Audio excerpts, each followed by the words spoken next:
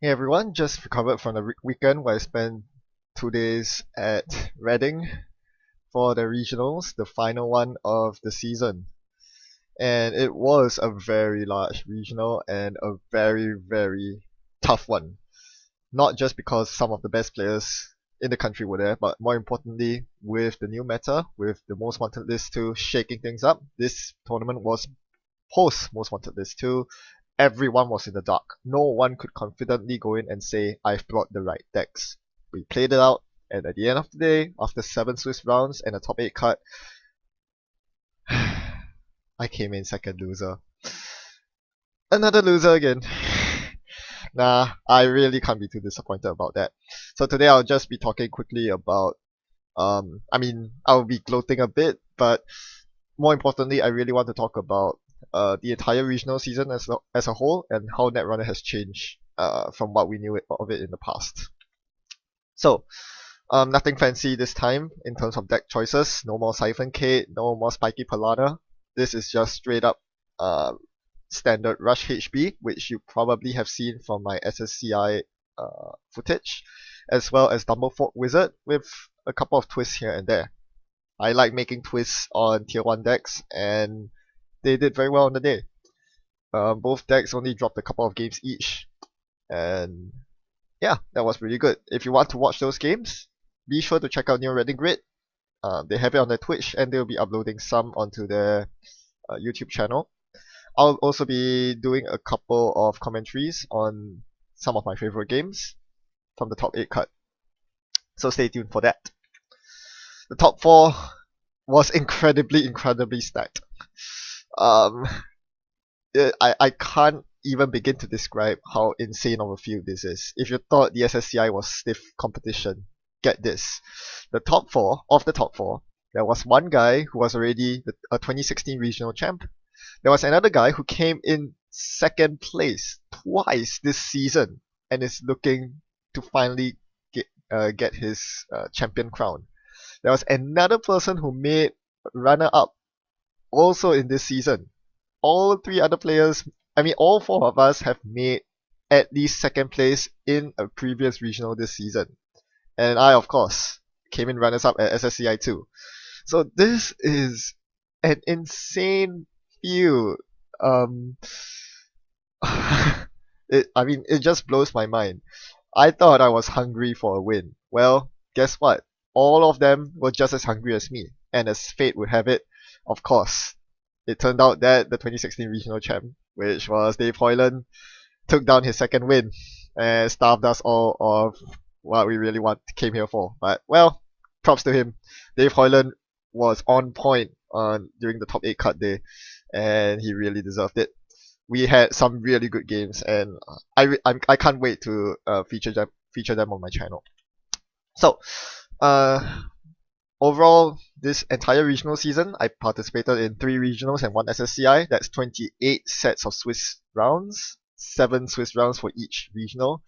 And I use one buy, one store champ buy, and I drew about 6 or 7 times intentionally because the rules are silly and allow that.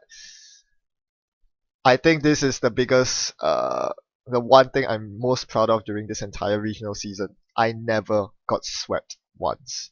I've swept a lot of games, I've split a fair number of games, but I have never been swept at all. And that is actually an achievement in itself. I'm quite proud of that, and it goes to show that, yeah, pretty well balanced player. I'm able to play both the running and co-op side fairly decently, and make top cuts pretty consistently, which is really nice. So, at the end of the day, I just ask myself, why am I doing so decently? Sure, I haven't gotten a regional champion. I'm not regional champion, which is a bit of a pity. I really wanted it, but I really can't complain, especially since I didn't even make top 4 last year. What's the difference? Well, most of my preparations actually came not on the day itself, but way before that. For the 2 weeks before Reading Regionals, I was toying around with all sorts of ideas. You have no idea how many times I've went on Netrunner DB, came up with a deck list, looked at it a couple of times and say, nope, this won't do, or tested it on Jiteki.net and said, nope, this is too weak. There's so many decks that I tried to make work, and yes, you won't believe it, but I nearly brought in an Apex deck. I considered bringing an Apex deck to this regional. I considered playing Vegan Blue Sun, which probably was a pretty good meta call. Um, this was the entire list of decks that I went through before the Reading regionals, and one by one I struck them out until I realized I had no choice left but to bring two familiar decks, Dumble Fox and HB, and it turned out to work. So yeah, I did put in quite a lot of effort for regionals in terms of trying to come up with the best meta deck. It just didn't work, but well, solid play still gets you there. I would also like to talk about how Netrunner has changed since 1 or 2 years ago. Previously, uh, if you remember the food courts versus prepaid kit days, those were the two go-to decks. Those were the best decks. And the players who would top tournaments are those who consistently play these decks and play them very well. A lot of netrunners that went to Worlds were very, very well practiced with prepaid kit and food codes to the point where a lot of their in-game decisions would be made based on instinct and reflex, and those would usually be the right decisions because they're just so accustomed to the deck. And yeah, that was the Netrunner climate back then. And for me, as someone who doesn't stick to these tier 1 decks but rather tries to switch decks up every time to counter the meta, that was not a good time for me because the counter meta decks were just not that strong. Today, the game is in constant flux. There is no one best deck because it is. Some people say it's more like rock paper scissors game right now, and to a certain extent, yes, it is because there's no one deck that has sufficient coverage across the field.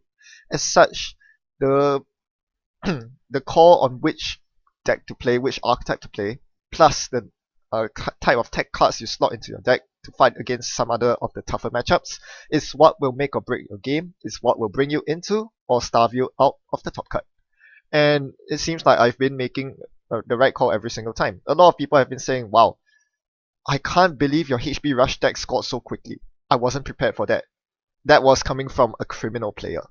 So, yeah, when people don't see what's coming, what's going to blindside them, I'm able to shine. And when decks such as these become powerful, I, in in correspondence, also managed to perform a lot better than I did last year. Also, it must be noted that in past times, um, it was more of everyone played the best deck and everyone had perfect knowledge of each other's deck, but that was fine. Everyone knows the food codes deck down to the very last card. Same with prepaid kit. Yet there's still a lot of depth to the matchups. It's not just who draws the better hand. There's a lot of decisions on which server to run, where should eyes be placed, and whether you should get a breaker out off your turn, etc. etc. There was always this dynamic, enjoyable gameplay experience, and it was very consistent from tournament to tournament. I think this was what drew a lot of the top ranking players from last year into the game, because this was the game they signed up for, and this was the game they got at tournaments, and they really enjoyed that. Today is a lot different. There's a far greater diversity of decks. You don't get the game that you expect. Like sometimes you want to play against traditional ice and install advanced decks, and then suddenly you go up against say CTM asset spam game or exchange of information game where they just tag you and then swap agendas so-called unfairly. It's very different right now. There is a greater emphasis on knowing all the matchups in the game and adapting based on that matchup. This rewards players with a firm knowledge of the card pool and who know what cards in the deck are best suited to counter the cards from their deck.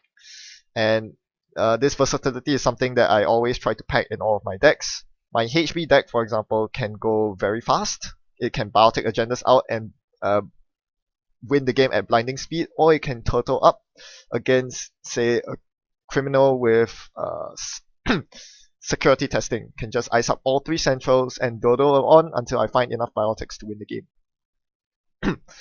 So it's a very different